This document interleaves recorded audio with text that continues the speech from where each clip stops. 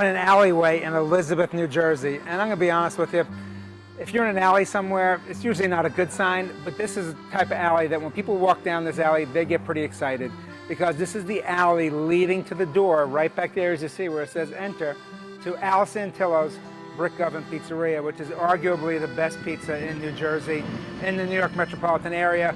They've been doing it this way, the right way, and when you hear from Al, for decades and decades. A business that started with his grandfather as a baker, passed down to his father, and now to Al himself. So we're gonna go inside, spend some time with Al, and really, I suspect it's gonna be pretty amusing. So come on in with me. There's not a lot of room, but there's an awful lot of flavor in there. And that's not just the pizza, you get a lot of original flavor from Al, the owner himself, too. See you in a moment.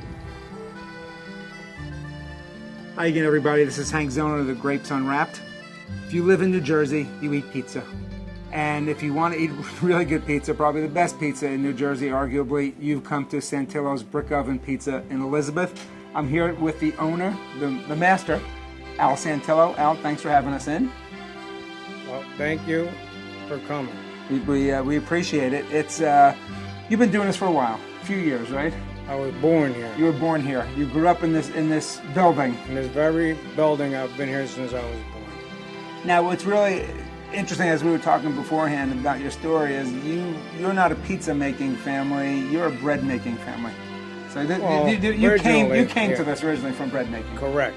So you like to think that it's a little bit different approach than maybe a lot of places out there have.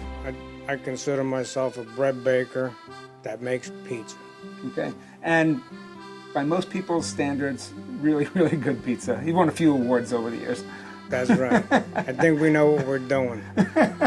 You got it down pat by now. Your grandfather started this business as a bread baking business, I should say, when in the... I'm going to say he came to the country in 1912, and I think by 1918 he had a business. Then your father came into the business?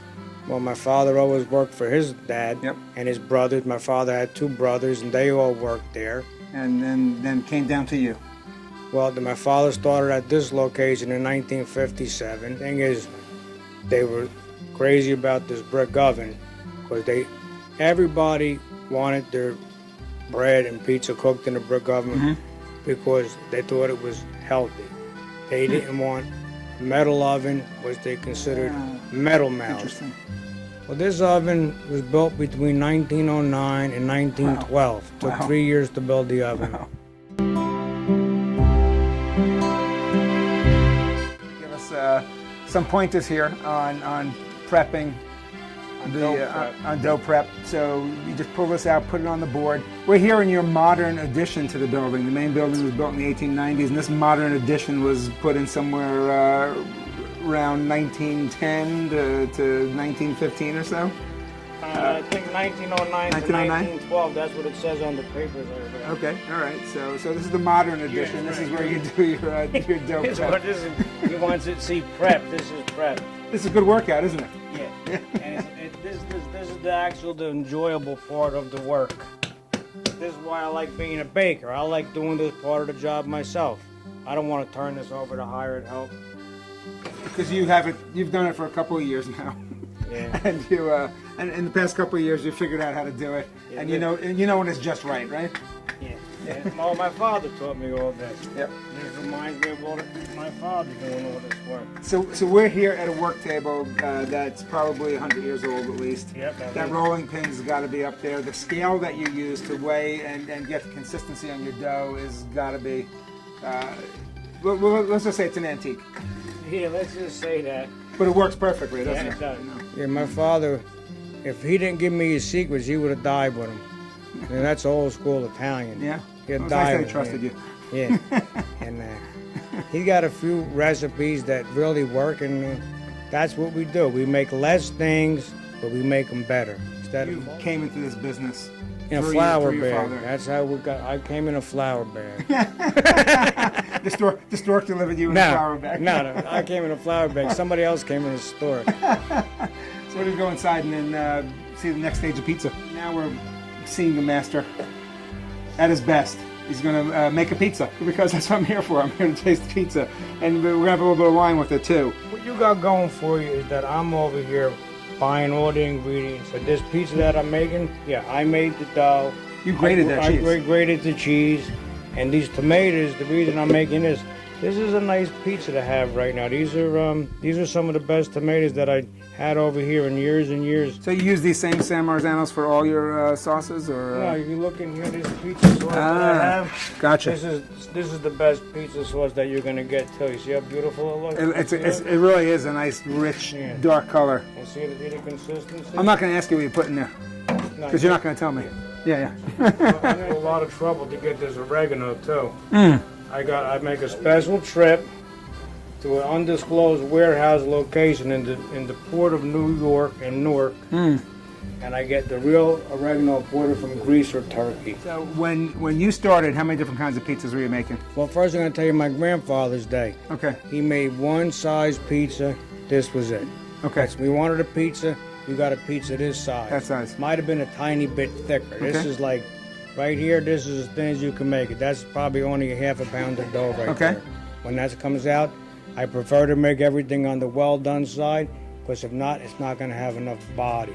Gotcha. It's going to come out and it's going to be what we call in Italian mouchad. Mouchad. Yeah. There's nothing I worse than a mouchad. That's right. There's nothing worse. Mouchad. Nothing worse. Mouchad. I'll say that. Mouchad, no good. No mouchad. No mouchad. So this looks great in its raw form. I can't wait to see what it looks like when it comes out of the oven.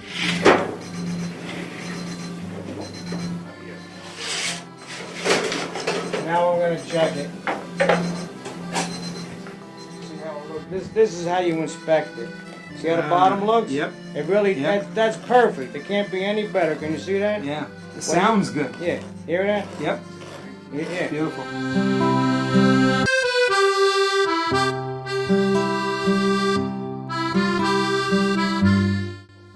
So Al, this looks great. It smells great. It sounded great when you were taking it out of the oven. I mean, it really did. I mean, if people could actually hear how the pizza sounded as it was coming out of that beautiful oven. So now the best part is we're going to taste it. And one of the things I always do is I always bring it back to wine, because that's what I do. Now, traditionally, you can have all different kinds of wine with different pizzas. I brought a few here just to kind of point out. A Montepulciano d'Abruzzo, which is from south of Italy, which is really a great pizza wine. This here is quite a fiasco. That's what it's called. The old Chianti bottles were in the straw basket, were known as fiascos. You don't see them much anymore, but you know, probably at one time, a lot of the pizzas that were being made here, people were washing it down with bottles of wine that looked just like this. The one wine I think I need to red that I would grab for just about any kind of pizza, the very first one I'd go for is a Barbera from Piemonte, and beautiful grape. I picked one from Odero. Odero is an excellent Barolo producer. So my kind of rule of thumb is if you're in Piemonte and you're making great Nebbiolo-based wines like Barolos and Barbarescos and Nebbiolo, that your Dolcettos and your Barberas are probably really good too. So I think this is the one I'm going to pour for us to toast with, while you, I guess, give us a little cut of that pizza. It even sounds good cutting.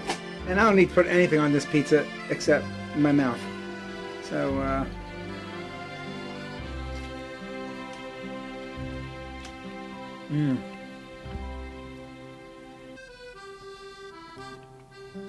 Again, this is why I love what I do.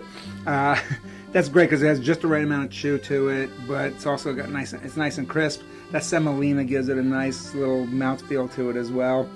Everything just sort of is blended in there nicely together. The cheese and the tomato, the oregano, you can still taste that, the fresh basil. That really is fantastic.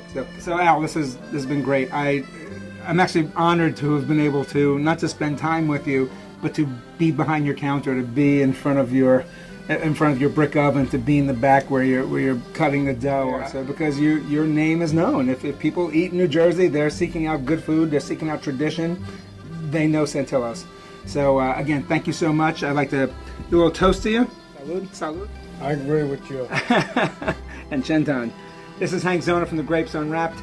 Join me again next time as we get to know wine. See you again soon. Arrivederci. Ciao. Ciao.